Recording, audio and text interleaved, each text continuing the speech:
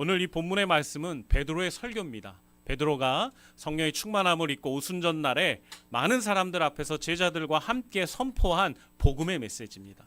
그래서 이 말씀은 우리 성도들 모두가 정말 큰 감사와 감동으로 읽을 수 있는 본문의 말씀이기 때문에 좀 길지만 우리가 함께 오늘 같이 교독을 했습니다. 여러분, 제가 하나 여러분에게 좀 질문해 보고 싶은 게 있습니다. 제가 잘 모르는 영역이라서 그러는데요. 여러분 혹시 낮술 해보신 적 있으십니까? 네. 많은 사람들이 아마 과거에 술을 한 잔씩 아마 걸쳐본 경험들이 있으실 거라고 생각을 하는데요. 네. 여러분 가장 먼저 이렇게 낮술을 해보신 때는 언제셨는지 궁금합니다. 네, 왜냐하면 저는 한 번도 술이라는 걸 입에 대본 적이 없다고 말할 수 없기 때문이죠. 네, 우리가 다 과거에는 그런 과거의 때가 있었는데 저는 사실 낮술이라는 용어를 잘 이해를 못하는데 그게 통용되는 말이더라고요. 제가 살짝 조사해 보니까. 근데 여러분, 낮술이라는 건 사실 해가 좀 뜨고 나서 먹는 게 낮술 아니겠습니까? 네, 정오가 되기도 전부터 먹는 걸 도대체 무슨 술이라고 해야 될지 제가 잘 모르겠는데 혹시 아시는 분이 계십니까? 역시 여러분들은 이쪽 분야의 전문가는 아무도 아니신 것 같습니다. 제가 조사해 보니까 해장술이라고 얘기하더라고요. 그래서 제가 아침, 점심, 저녁에 이렇게 먹는 술마다 다 이름이 있구나라는 걸 처음 알았습니다. 여러분, 오늘 성경 본문에 보면 낮술 얘기가 나옵니다. 뭔지 아시겠죠? 오순절에 성령의 충만함을 받은 사도 바울과 제자들이 다양한 언어로 사람들 앞에 복음의 메시지를 선포하자 그걸 듣던 어떤 사람들은 그걸 들으면서 어떤 사람들은 그 출신이 아니니까 이해할 수 없는 언어로 들렸잖아요. 그러니까 그걸 보고 얘네들이 낮술했다라고 주장을 하기 시작을 한 거예요. 정말 말도 안 되는 거죠. 그 영광스러운 환경 속에서 그 정말 엄청난 일이 일어나고 있는 현장에 서 있으면서 그 현상을 고작 낮술로 취급해버리는 이 사람들의 영적인 수준은 정말 매우 안타까운 것 같습니다. 그런데 지금 이곳이 어디예요? 이 베드로와 제자들이 서 있는 곳 성전이에요. 성전에서 지금 수많은 경건한 유대인들, 디아스포라들을 위해서 지금 말씀을 선포하고 있었던 거예요. 디아스포라라고 하는 흩어져 있는 유대인들은요, 마지막 죽을 때가 되면 다들 성전으로 와서 죽으려고 했습니다. 실제로 제가 이스라엘 성지순례를 가보니까 예루살렘 성전 주변으로요, 얼마나 많은 무덤들이 있는지 보고 깜짝 놀랐어요. 그 무덤에 지금도 장사하고 싶어서 수많은 사람들이 대기를 하고 있고 엄청난 석관들이 아주 장관을 이루고 있는데요. 왜 그러냐면 그 유대인들의 사고 가운데는요, 만약 마지막 때가 오고 메시아가 이 땅에 오시면요, 사람들이 부활을 하는데 어떤 순서대로 부활을 하냐면 성전에서 가까운 순서대로 부활을 한다고 믿었습니다. 그러니까 이 경건한 유대인들, 이 경건한 사람들은요, 죽을 때가 되면 다 어디로 온 거예요? 성전으로 온 거예요. 물론 성전 근처로 오는 게 여러분 쉽지 않았죠. 지금도 해외여행 가려면 돈 많이 들잖아요. 그 당시에도 해외에 오는 거 어려워요. 거기다가 무덤을 마련하고 그리고 경쟁률도 치열한 그곳에 무덤을 마련하고 그곳에서 죽으려고 대기하고 기다리기 위해서 얼마나 많은 재정적 필요가 필요하겠어요. 그러니까 어떻게 보면 그 경건한 유대인들은요, 자기의 모든 전 재산을 팔고 지금 거기 와 있는 거예요. 그들이 원하는 것은 주님과 함께 그 메시아가 하나님 약속하신 메시아와 함께 부활하기를 확수고대하면서 그들이 그곳에 있었다는 거죠. 그럼 그 사람들의 그 영적인 수준, 그들이 나름 여호와 하나님만 믿고 있었던 그 수준은 어떤 수준이었을까요? 나름 괜찮은, 전통적으로 볼 때, 구약의 역사적 사관으로 볼 때 그들의 신앙과 모습은 나름 괜찮은 수준이에요.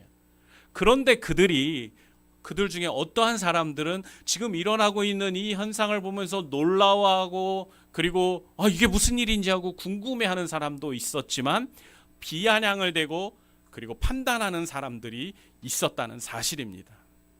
저는 이것이 지금 현대 교회의 모습이라고 생각을 합니다.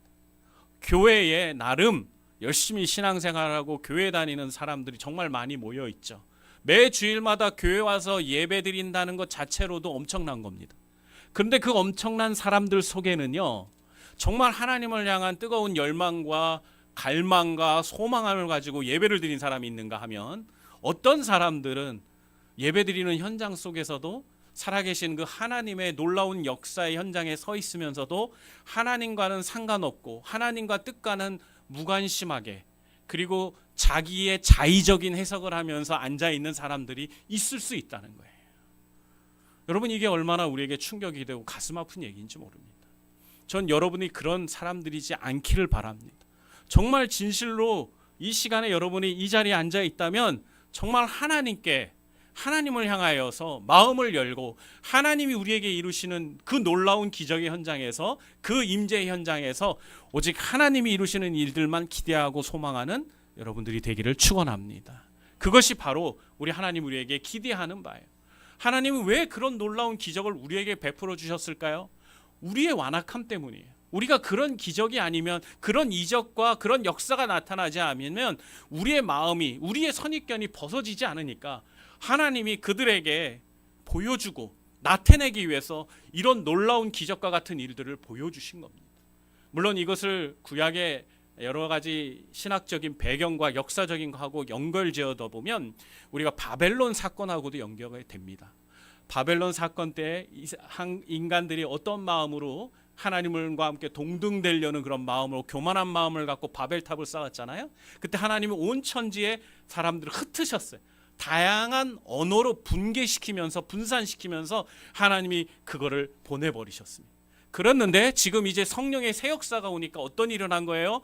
그들 모두와 함께 하나의 언어로, 하나의 메시지로 통합되는 놀라운 유닛을 하나님이 지금 만들어주는 거 계시는 거예요.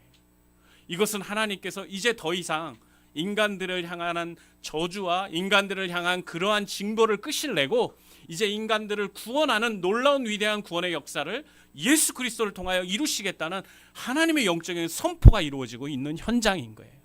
그런데 이것을 깨닫는 자들이 있고, 어떤 사람들은 깨닫지 못하고 비아냥대고 정죄하고 무시하는 사람들이 있었다는 거죠.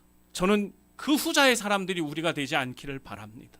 우리는 정말 하나님이 이루시는 일들을 바라보면서 하나님의 그 역사를 기뻐하고 즐거워하는 우리들이 되기를 주님의 이름으로 축원합니다. 사람들의 이러한 비아냥대는 얘기를 듣고 그 앞에 있었던 베드로는요, 너희들이 그렇게 비아냥대서는 안 된다라고 교훈합니다. 그러면서 어떤 얘기를 하죠? 선지자 요엘의 말씀을 이야기해 줍니다. 오늘 본문에서 사도행전 2장에서 베드로 사도가 언급하고 있는 요엘서의 본문은 17절부터 요엘서 2장 28절부터 32절까지의 내용입니다.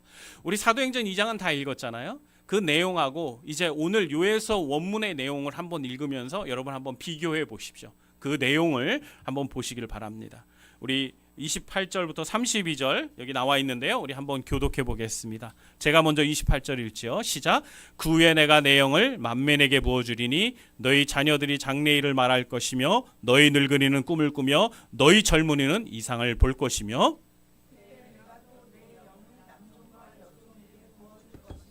내가 이적을 하늘과 땅에 베풀리니 곧 피와 불과 연기 기둥이라.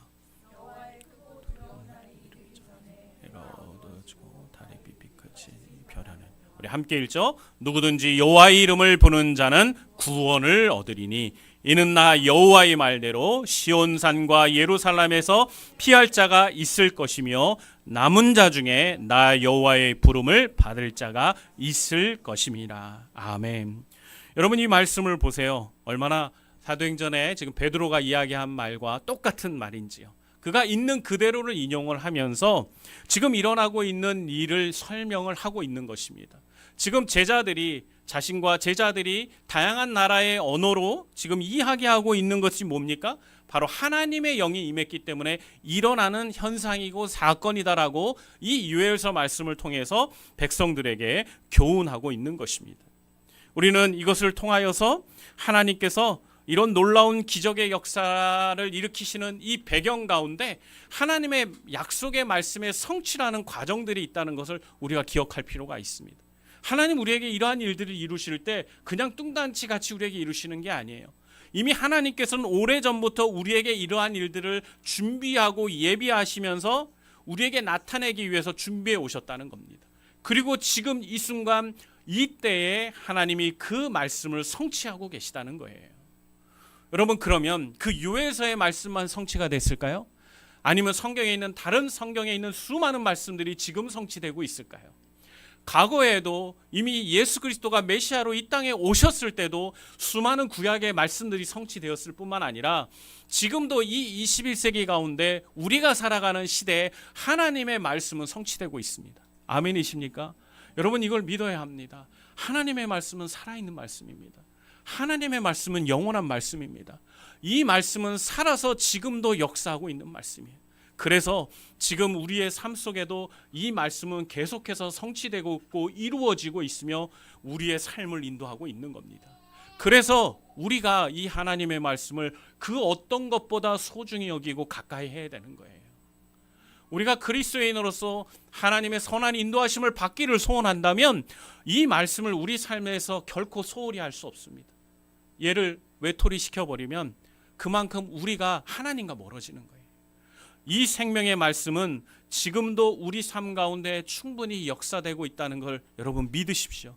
그리고 그 역사가 내 삶 가운데 계속해서 일어날 수 있도록 우리가 어떻게 해야 될까요?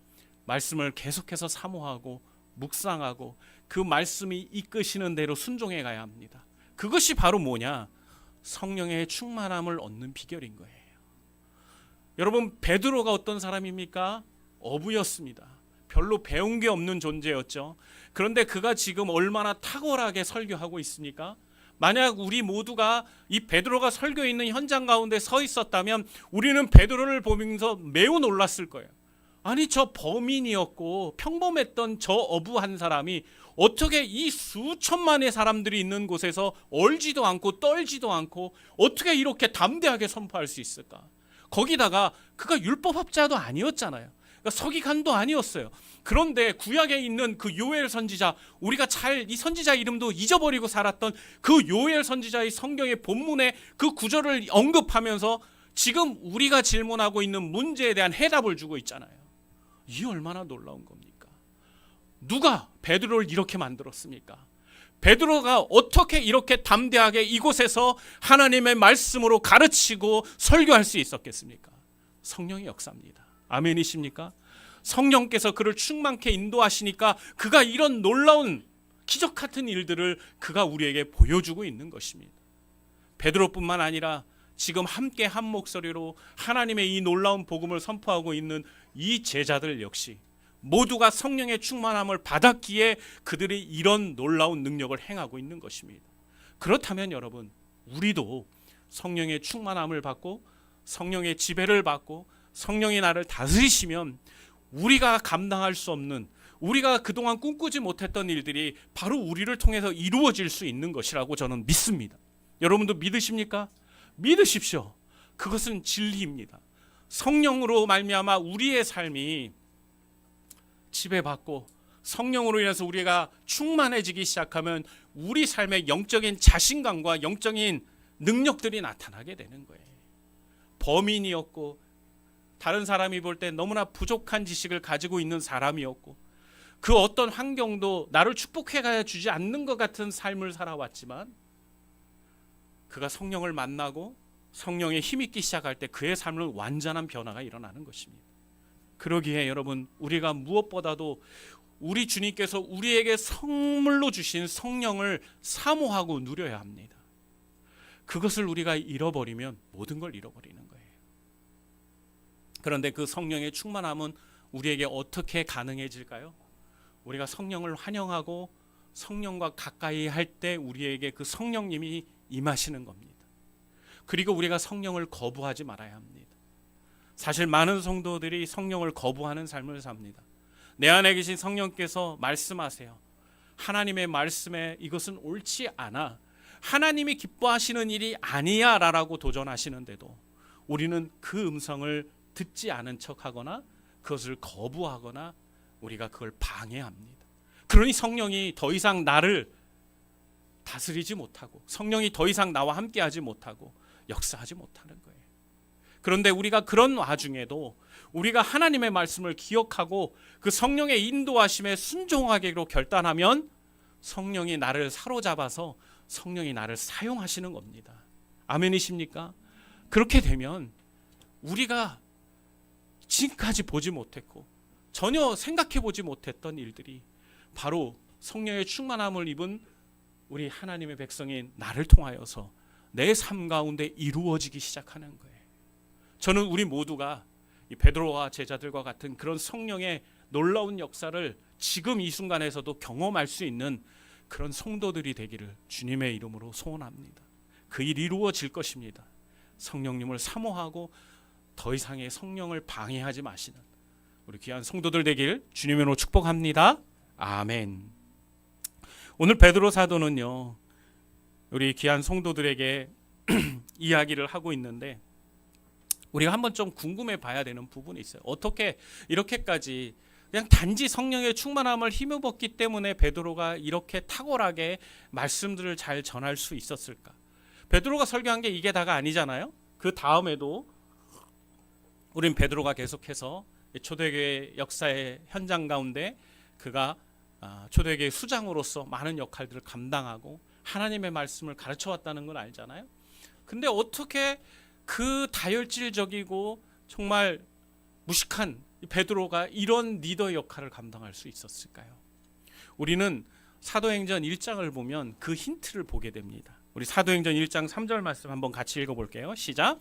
그가 고난받으신 후에 또한 그들에게 확실한 많은 증거로 친히 살아계심을 나타내서 40일 동안 그들에게 보이시며 하나님 나라의 일을 말씀하시니라. 아멘.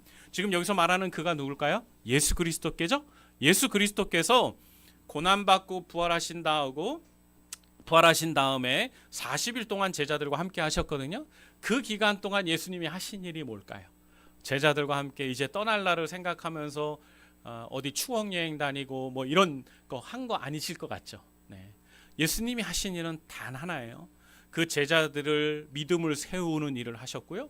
그리고 제자들에게 앞으로 되어질 하나님 나라의 일들을 설명해 주신 거예요. 그래서 베드로와 수많은 제자들이 이 40일 동안 아주 집중 교육을 통해서 하나님 나라의 일들 그리고 구약의 많은 율법과 말씀들이 어떻게 예수님과 연관되어 있는지 또 예수님이 이제 앞으로 이 땅을 어떻게 이끌어 가실지를 다 배울 수가 있었던 것입니다. 그래서 베드로가 그 성령 충만함을 힘입어서 그가 예수 그리스도의 가르침을 기억해내고 지금 오늘 담대하게 정말 기가 막힌 타이밍이잖아요. 술 먹은 거 아니냐라고 낮술한 거 아니냐라고 주장하고 있는 그 사람들 앞에 이 말씀을 딱 언급하면서 설명을 하고 있어요. 이것이 얼마나 놀라운 일인지 우린 정말 감탄할 수밖에 없는 것 같습니다. 우리는 또한 이 말씀을 보면서 우리가 기억해야 되는 것이 있죠. 오늘 이 말씀에서 예수님께서는 성령님께서는 베드로와 이 사도들을 충만케 하셔서 다양한 나라로 복음을 선포하시면서 계속해서 우리에게 교훈해 주고 계신다는 거예요. 특별히 이스라엘 백성들이 가장 존경하는 영적인 위인이 있는데 여러분 누군지 혹시 기억하십니까? 바로 다윗 왕이에요. 다윗 왕. 이스라엘 백성에게 있어서 지금도 가장 어떻게 보면 예수님보다도 더 영적인 그런 존재로 인식되고 있는 존재가 바로 다윗 왕입니다. 그래서 지금 예수님을 믿지 않는 유대인들은 누구를 신봉할까요? 네, 거의 다윗을 신봉을 하고 있어요. 유대인들의 국기에 보면 별이 하나 그려져 있거든요. 그 별의 이름이 다윗별입니다. 그 정도로 이스라엘 모든 백성들에게 있어 다윗은 엄청난 존재예요. 그런데 오늘 베드로가 아주 놀라운 얘기를 합니다. 예수 그리스도의 이 부활과 예수 그리스도의 이 메시아 되심을 다윗이 바로 시편에 기록하고 있다라고 이야기해요. 그러면서 우리에게 25절부터 이야기하고 있는 본문이 있습니다. 이 본문이 뭐냐면 시편 16편 8절에서 11절까지의 본문입니다. 우리가 이 본문을 한번 또 같이 한번 교독해서 읽어볼게요. 제가 8절 읽겠습니다. 내가 여호와를 항상 내 앞에 보시며 그가 나의 오른쪽에 계심으로 내가 흔들리지 아니하리로다.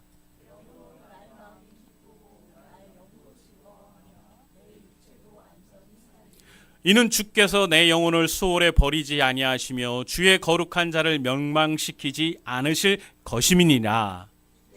생명의 길을 내게 보이시니니 주의 앞에 충만한 기쁨이 있고 주의 오른쪽에는 영원한 즐거움이 있나이다. 아멘. 여러분, 대부분의 이스라엘 백성들은 시편은 다윗이 썼다고 생각을 했거든요. 그러니까 지금 이 말도 다윗이 고백한 시편이라고 믿고 있었어요. 그런데 이 시편의 내용을 우리가 조금만 읽어보면 이것이 다윗이 이야기하고 있는 어떤 육체적인 한계를 뛰어넘고 있는 부분들을 발견하게 됩니다. 그게 바로 10절이에요. 우리 10절 다시 한번 읽어보죠. 시작. 이는 주께서 내 영혼을 수월에 버리지 아니하시며 주의 거룩한 자를 멸망시키지 않으실 것임이니이다. 주님께서 내 영혼을 지옥에 버리지 아니하실 것이다 라고 이야기하고 있어요. 다윗이요. 물론 이걸 비유적으로도 받아들일 수도 충분히 있을 것입니다. 그런데 그 위에 있는 구절을 보면 내 육체도 완전히 살 것이다라는 그런 얘기를 하고 있어요. 죽음이 찾아와도 나는 내 육체가 사라지지 않을 거라고 이야기하고 있다는 거죠. 사실 인간이라면 누구나 죽을 수밖에 없죠. 근데 그 육체가 죽지 않는다고 이야기한다는 건 사실 평범한 인간의 사고는 아니라고 할 수 있습니다. 뿐만 아니라 지옥에서도 자신이 절대로 그 상태에 머물러 있지 않다라고 이야기하는 것 자체가 정말 쉽지 않은 고백이거든요. 근데 다윗은 이런 고백들을 하고 있고 또 다윗이 재미나게도 이런 고백을 합니다. 주의 거룩한 자를. 여러분, 거룩한 자라고 표현하는 것 자체가 여러분 이스라엘 백성들에게 있어서는 거의 신성모독 수준과 같습니다. 오직 세상에서 유일하게 거룩한 분은 누굴까요? 여호와 하나님밖에 없어요. 근데 인간인 자기가 스스로를 거룩한 자라고 칭하는 게 이해가 되고 합당할까요? 아니요. 절대로 용납될 수 있는 영역이 아니에요. 근데 다윗이 스스로를 지금 거룩한 자로 언급을 하고 있죠. 그래서 이러한 근거들을 가지고 오늘 베드로 사도는 이스라엘 백성들에게 이야기합니다. 지금 이것은 다윗이 고백하고 있지만 다윗의 고백이 아니다. 이것은 바로 예수 그리스도의 고백이다. 예수님이 부활하실 것을 지금 증거하고 있고 말하고 있는 것이다. 그가 그 시편을 고백할 때 성령으로 충만해져서 그가 지금 예언을 하고 있는 것이다 라고 이야기합니다. 그게 오늘 사도행전 2장에 지금 25절부터 계속 쭉 설명하고 있는 그 부분인 거예요. 여러분, 이런 놀라운 이야기들이 어떻게 한 범인의 머릿속에서 나올 수 있겠습니까? 이런 깊이 있는 묵상과 말씀에 대한 그런 제시들이, 근거들이 백성들에게 말해질 수 있다는 건 정말 성령의 역사가 아니고서는 불가능한 것입니다. 오늘 베드로는 성령의 충만함을 받고 제자들과 함께 이 이야기를 동일하게 지금 사람들에게 증거하고 있는 것입니다. 얼마나 놀라운 일인가요? 성령이 임하는 한 사람, 성령의 충만함을 받은 제자들의 모습이 이런 모습들입니다. 전 여러분들 그리고 제가 성령의 그 거룩한 충만함 가운데 우리가 한 주를 살아갈 수 있었으면 좋겠습니다. 우리가 그럴 수 있으면 우리가 하나님 말씀을 볼 때 그 말씀 가운데 있는 기이한 법들을 잘 이해하고 그 말씀 가운데 우리가 더욱더 순종하면서 나아갈 수 있는 힘을 얻게 될 거라고 믿습니다. 그래서 여러분, 우리는 이 오순절날 성령이 임하신 이 사건을 통하여 다시 한번 우리가 한번 하나님 앞에서 사모하기로 결단해야 되는 그 성령님의 이름을 우리 성도들에게 다시 한번 이야기해 주고 싶습니다. 성령님이 지금 우리와 함께 하십니다.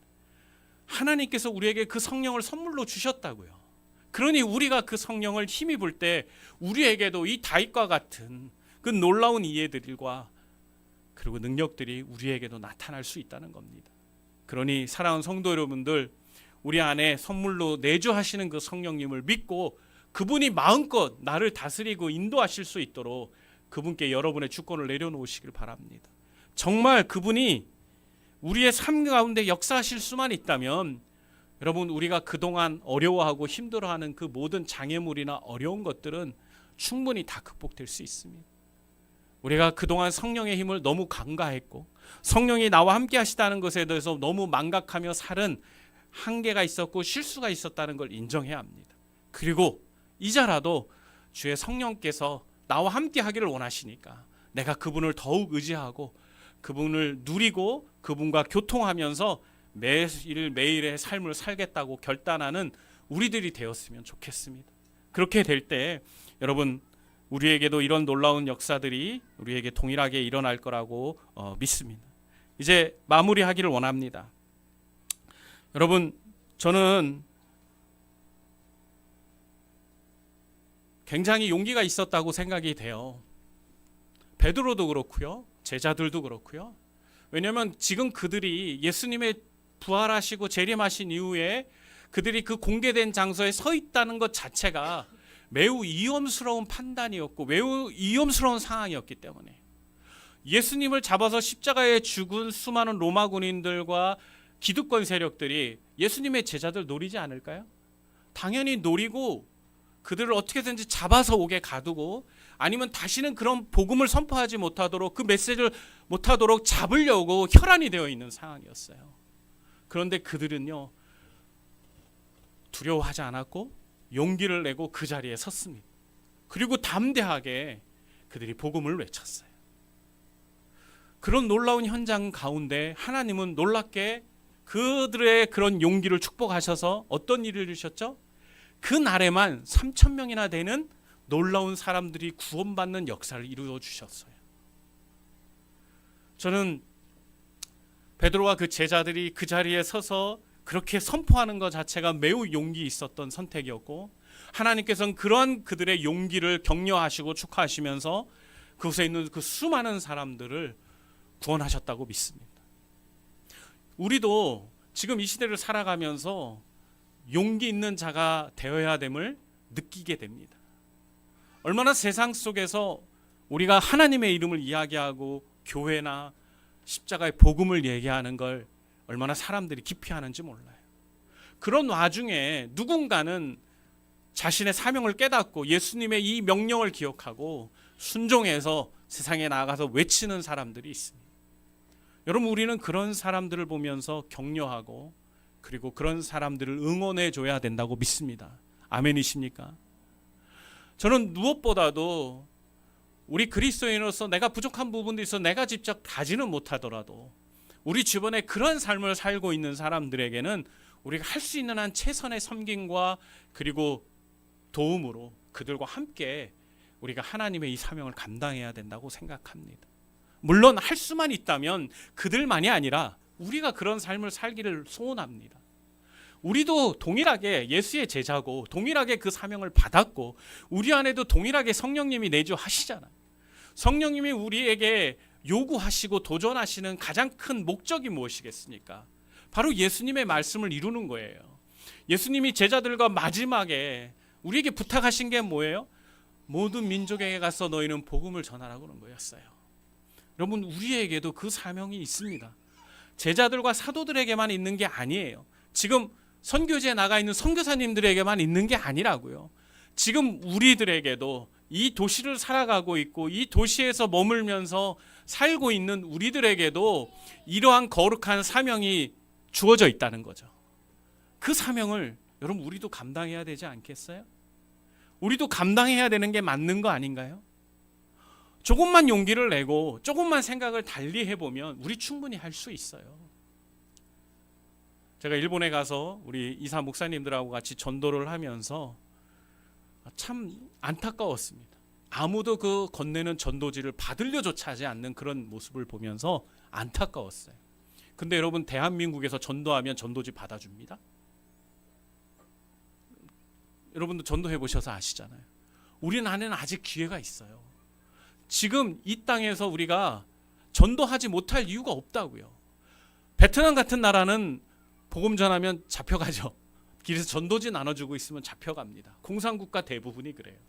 그런데 여러분 지금 우리나라는 복음 전한다고 잡혀갑니까? 아니요, 그렇지 않아요. 우리가 복음을 외친다고 해서 길거리에서 베드로나 사도들처럼 제자들처럼 복음 외친다고 잡아가는 사람 아무도 없다고요. 근데 왜 우리는 못하죠? 왜 안 하고 있죠? 왜 안 할까요? 용기가 없기 때문일까요? 아니면 그런 일들은 우리가 해야 되는 일이 아닌가요?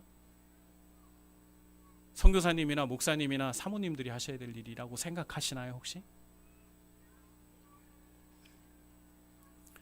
여러분 조금만 생각해 보면 우리가 지금 무엇을 해야 되는지 어떤 일을 우리가 좀 더 마음을 써야 되는지 여러분 잘 알 거라고 생각합니다.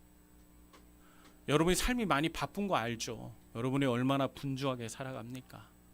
매일매일 야근하면서 하루하루를 힘겹게 살아가고 있는 여러분의 그러한 수고와 노고를 제가 모르는 게 아닙니다. 그런데 여러분, 우리의 마음의 중심에는 늘 하나님 앞에서 하나님이 우리에게 주신 그 거룩한 사명에 대한 동기부여가, 마음이 잃어버리지 않았으면 좋겠어요. 그러면 하나님이 기회를 주시면 우리가 그 일을 행할 수 있는 능력이 우리에게 있다고 믿습니다. 제가 여러분들을 곤란하게 하고 지금 여러분 모두를 다 등 떠밀어서 전도하러 가라고 보내려고 하는 게 아니에요. 오늘 이 성령의 뜨거운 놀라운 역사의 현장 가운데 우리 주님이 우리를 불러 세워주셨잖아요. 그걸 보면서 여러분 뭘 느끼고 계시나요? 아, 성령의 놀라운 역사를 내가 힘입어서 내 삶에 유익이 되게 하고 내 삶의 어려운 문제들을 해결하고 싶다. 여러분, 이거는 예수 믿지 않는 사람들도 갖는 생각이에요. 구원받지 않은 사람들도 가질 수 있는 생각이라고요. 근데 우리가 예수님을 진짜 내 삶의 구주와 주님으로 믿고 내가 정말 한 사람의 그리스도인으로서 예수님이 내게 명령하신 그 삶을 살기를 사모하고 원하는 성도라면 우린 거기서 한 걸음 더 나아가서 왜 우리 주님이 내게 성령을 보내셨는지, 왜 우리 주님이 나를 구원하셨는지를 질문해 봐야 한다는 거죠. 그리고 그 부르심 앞에 우리가 조금만 더 마음을 들여서 우리가 결단하고 우리가 노력해 봐야 한다는 겁니다. 저는 무엇이 옳고 그른지를 여러분이 꼭 잊지 않았으면 좋겠어요. 예배하는 거, 그것만으로도 귀한 거 인정합니다. 그러나 우리에게는 사명이 있다는 것 또한 잊지 않았으면 좋겠어요. 우리가 감당해야 되는 이 복음의 빚을 여러분, 우리는 누군가에게 전할 책임이 있는 거예요. 그거를 잘 감당하도록 성령님이 오셨다고요. 그것을 잘 감당할 수 있도록 성령이 우리 안에 부어졌다고요.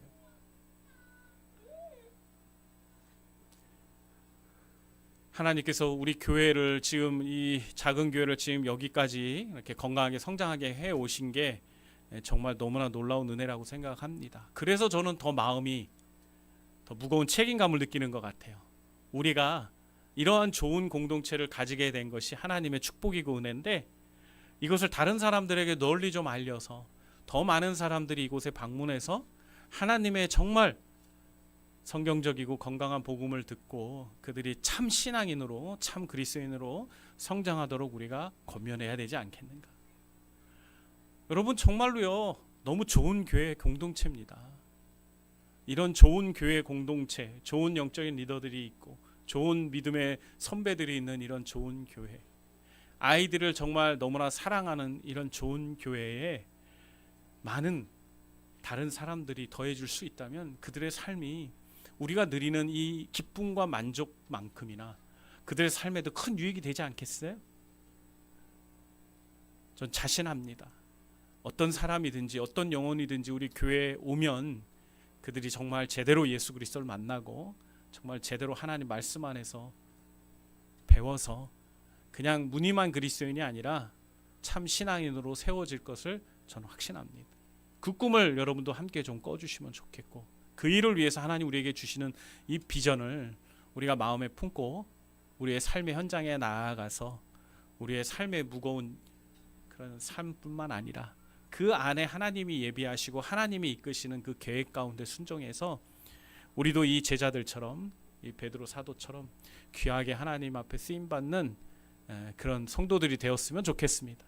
그런 소망을 여러분 기억해 주시고 우리 주님이 그런 소망을 이루어 주셨으면 좋겠습니다. 기도하겠습니다. 아버지 하나님, 감사합니다. 하나님께서 우리를 구원하시기 위해서 하나님 이 모진 고통을 견디시고 우리에게 와주셨습니다. 그리고 하나님 부활하셔서 재림하시기까지 제자들과 함께 하시면서 하나님 나라의 일들을 설명해 주셨고, 하나님 우리가 하나님 그 일들을 잘 감당할 수 있도록 성령님까지 보내주셨는데, 하나님 우리가 성령을 우리 마음에 정말 잘 모시고 있다면 하나님 그 성령님과 함께 우리가 무엇을 해야 되는지 스스로에게 질문하게 해주시옵소서. 그 성령님의 은혜를 힘입어서 우리 삶의 많은 문제들 해결하는 것에만 만족하지 말고 주님이 그 성령님을 우리에게 허락하여 주신 진정한 목적이 무엇인지를 기억하고 우리도 성령님과 함께 복음 전하고 예수의 이름을 높이는 일에 우리의 삶을 드릴 수 있게 도와주시옵소서. 우리 성도들 지금까지 너무나도 열심히 하나님 자신의 주어진 삶들을 살아오고 있는데 하나님 그들의 삶에 하나님의 은혜와 은총이 넘치게 하여 주시고 그들이 하는 일마다 하나님이 함께 하시는 축복과 은혜들이 하나님 늘 함께하게 도와주시옵소서.